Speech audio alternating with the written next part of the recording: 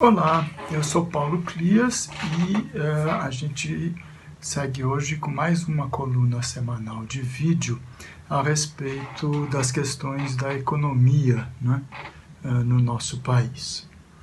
Bom, o fato é que a longa novela, né, das relações entre o superministro da Economia, Paulo Guedes, o seu chefe, né, o presidente Bolsonaro, e o grupo de ministros mais próximos, né, ao Palácio do Planalto, que há um bom tempo estão sugerindo que haja uma mudança na condução da política econômica pelo presidente.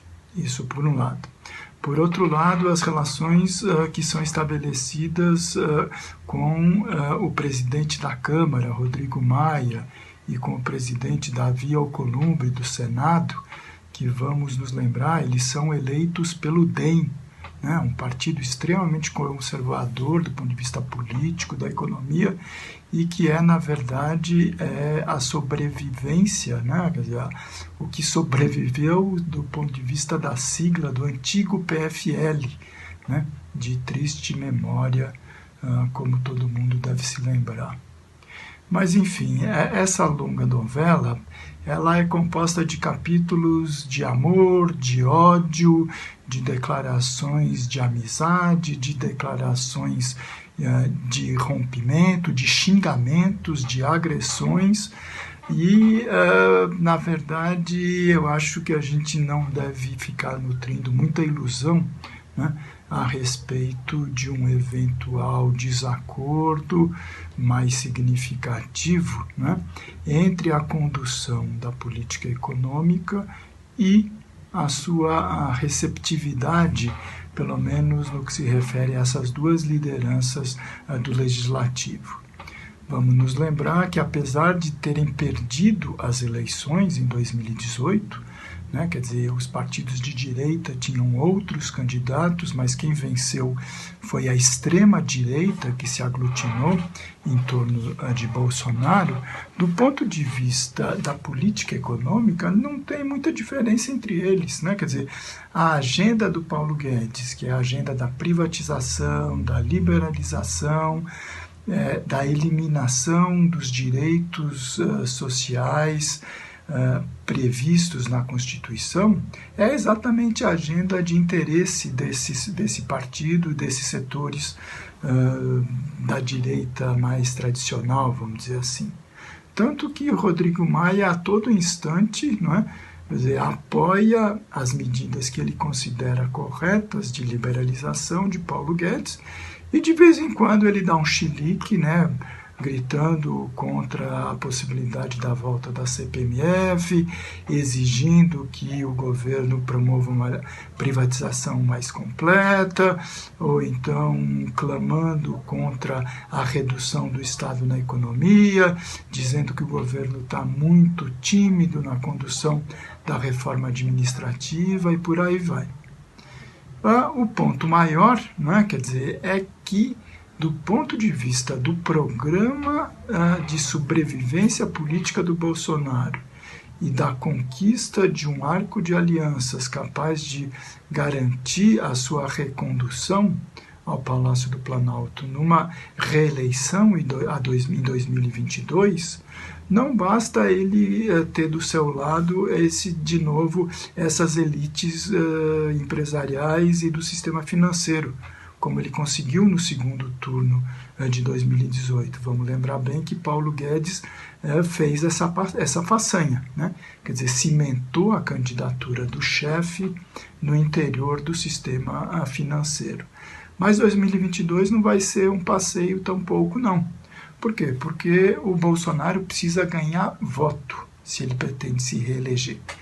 E isso significa que ele precisa apresentar para a população programas, projetos, realizações do ponto de vista das políticas públicas e dos direitos de cidadania. A gente precisa melhorar muito a área da educação, a área da saúde, a área da assistência, da previdência, do saneamento e por aí vai. E isso custa dinheiro. o Tesouro Nacional precisa ter os recursos necessários à sua disposição. Mas o Paulo Guedes e esses setores comprometidos, né, com a ortodoxia no interior do financismo não querem nem saber em promover alguma flexibilização na emenda 95, aquela do teto de gastos. E aí não tem jeito. Quer dizer, por mais que o Paulo Guedes consiga arrecadar mais recursos através de novos tributos, etc., se essa emenda não for revogada, o governo fica impedido de gastar mais do que a inflação do período. E isso significa que o Bolsonaro ou vai dar grandes pedaladas, tá certo? Com um risco enorme de críticas e de ser inclusive enquadrado na lei como crime de responsabilidade, passível de impeachment, ou então ele vai ter que se concordar, né, ou vai ter que obrigar, tá certo, o Paulo Guedes a concordar em flexibilizar a emenda do teto de gastos. Não tem como fugir. Então, esse jogo de cena, de briga do Paulo Guedes com o Rodrigo Maia, no dia seguinte um jantar aqui, depois um almoço ali, eles fazem as pazes, não é esse o ponto que está em debate.